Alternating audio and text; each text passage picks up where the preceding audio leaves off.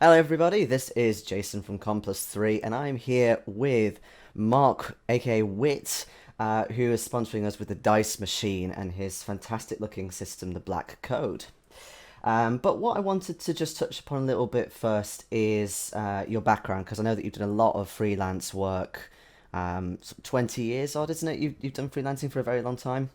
Yes, I'm an old. I've been freelancing for since I was about 16, 17, and I've worked for people like Nightfall Games. I've done a little bit of work for various other people. I'm currently working for Modifius. That's my day job. And then when I'm not doing freelance stuff for people, I'm writing role playing games myself. Hmm. And with regards to writing your own systems like the Black Code, did that start quite recently, or is it something you've always done on the side? It's just a little It's bit. something I've always done. I've always been hacking things like that. Many years ago, I wrote a game called Project, which I sort of when I was sort of 18, 19, I kind of took around to various publishers in a sort of, hey, I've made a role playing game. Would you like it? And everyone was very impressed and didn't really take up, and it just sort of sat in a drawer. And then a few years ago, another publisher kind of sort of said, "Does everyone remember that?"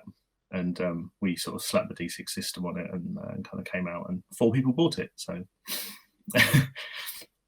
so I've been doing it for a little while. This is the first time with Black Code that I thought, no, I'm going to do it properly. I'm a freelancer. I do graphic design, so I could do the layout and the book, and I wrote everything, developed the system.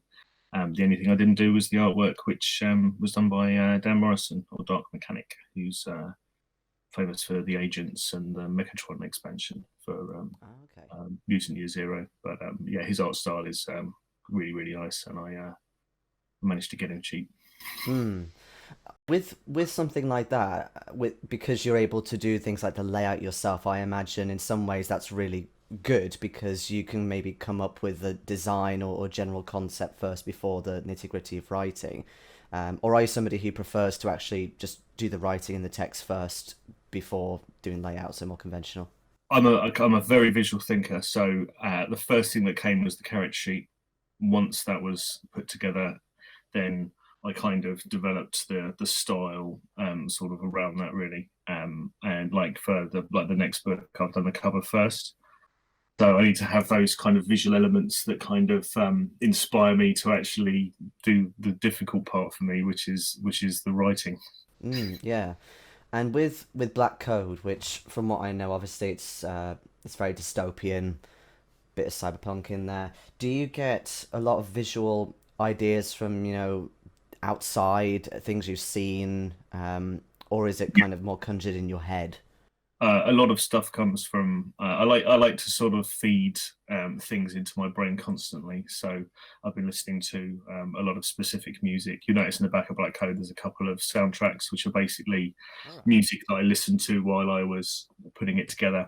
And there's also things like artists, people like Paul Shadison, who was very influential. He did all the artwork for the concept art for a computer game called Remember Me. A lot of that kind of visualization is in the DNA of Black Code when I'm sort of like writing the city and inventing kind of new memplexes and things that are in the background. So yeah, there's a whole list of contributing kind of artists and musicians and films and comics and things that kind of like went into my brain, and then Black Code came out the other end. That's fantastic. I'm definitely noticing when I talk to people like yourself who've done more dystopian style games as opposed to, like fantasy and things.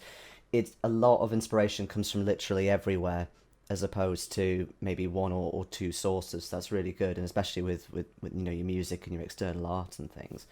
But tell us a bit about the system behind it. So I know that you say it's quite a streamlined. You didn't want to go too crunchy with this. What made you decide to do that? Because obviously you've got things like Shadowrun that are really quite sort of nitty gritty and crunchy. Yeah, I'm a huge fan of Shadowrun and Cyberpunk, but um, Black Code sort of came from I wanted something that I could kind of run myself, that sort of had enough crunch that I could kind of.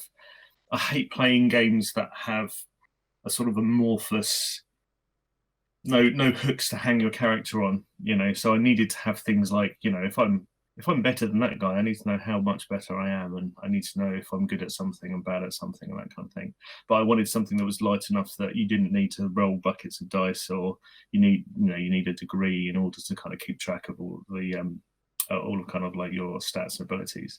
So it's I call it Trindy, as in it's got a very traditional kind of skill dice numbers kind of base, but there's that kind of indie narrative aspect for all of the kind of the equipment. Black Code uses a system of tags, which are kind of they have a game mechanic attached to them, but you can skin them however you like.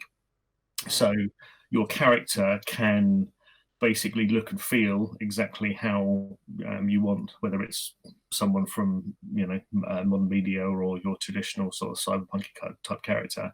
You can basically make them look, sound, and feel exactly like they want. But as soon as you need to do something with the system, you need a tag for it. So, for example, if you wanted to be able to fly, you could describe the character as having kind of like wings and things and kind of like a jetpack or something like that. But you'd need the tag that gives you the ability to fly in order to kind of have that properly. Otherwise, it's just plastic fairings and no one, it's just for show.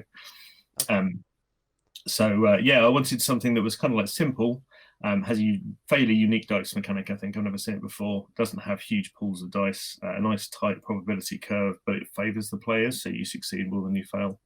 And then you have some crits in there just to kind of have the excitement of things going crazy when you do very well. Okay, so excuse me. If you're running the game, okay, the character has the right tags that they need.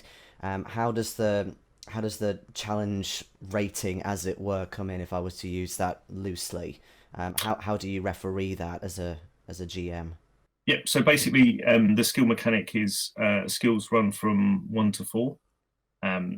If you have a skill of 1, basically you'd roll 4d6 and you'd take the 3.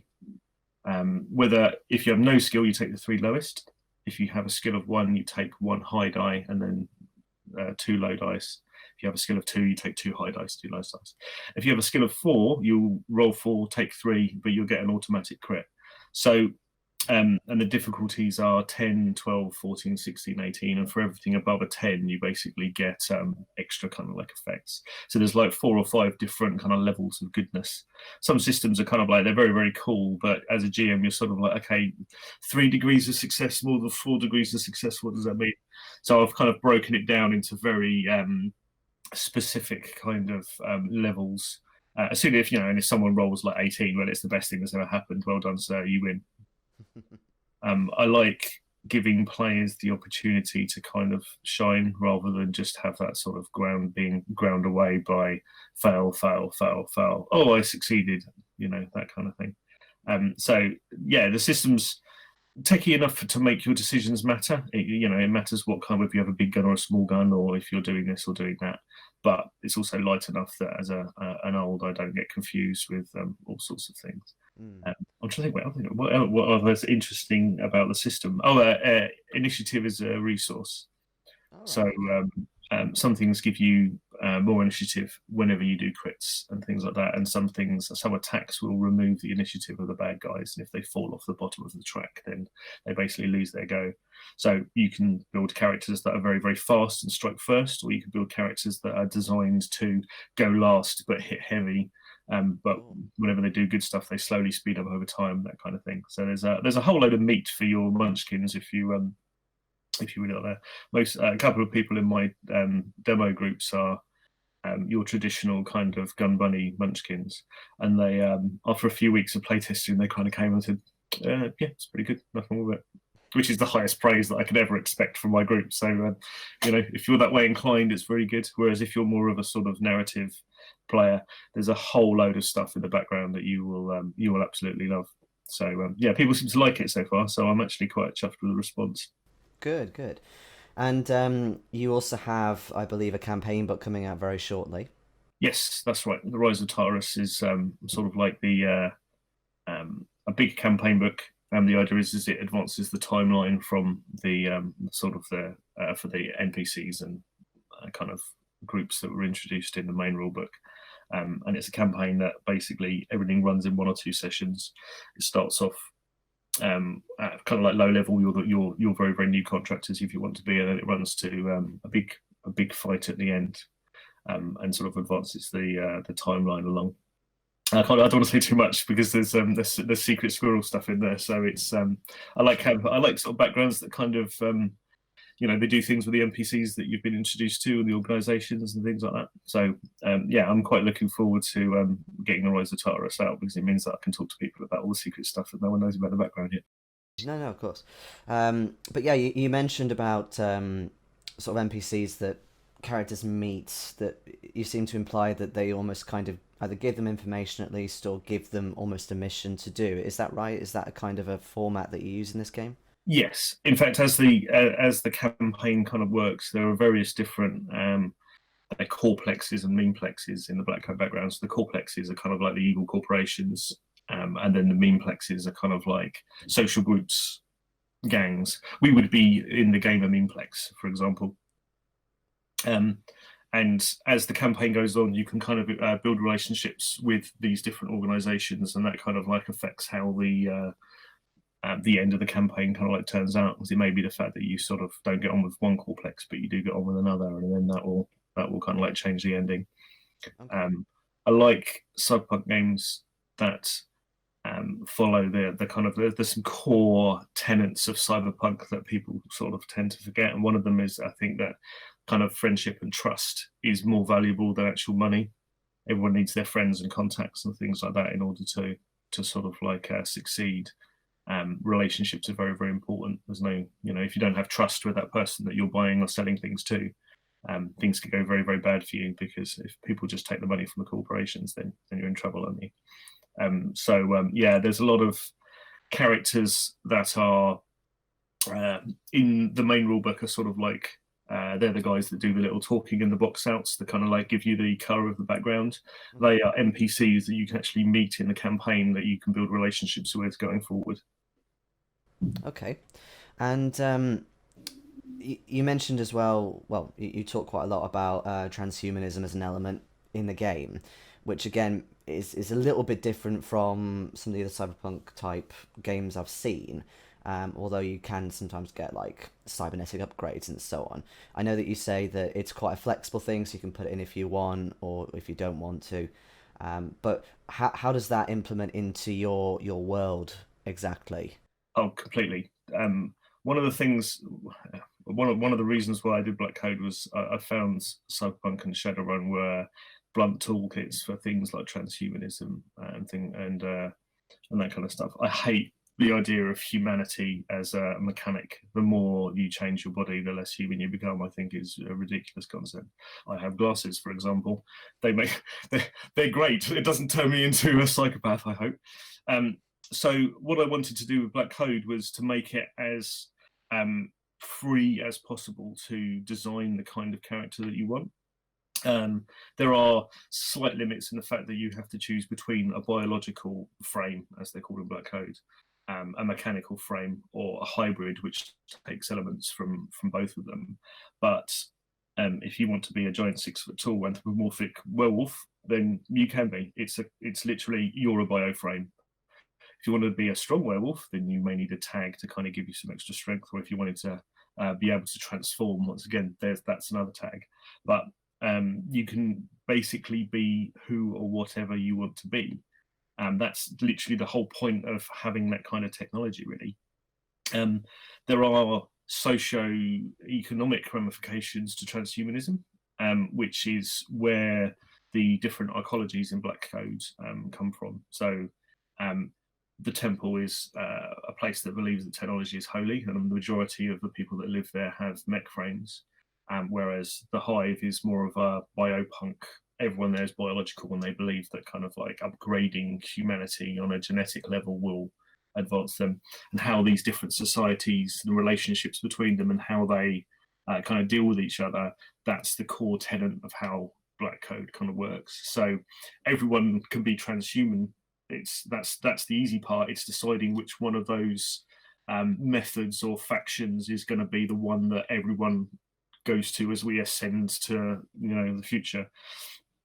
And obviously, along with any kind of change, there comes problems. Frameism is a kind of like an issue, as some mechs don't like bios and some bios don't like mechs, kind of thing.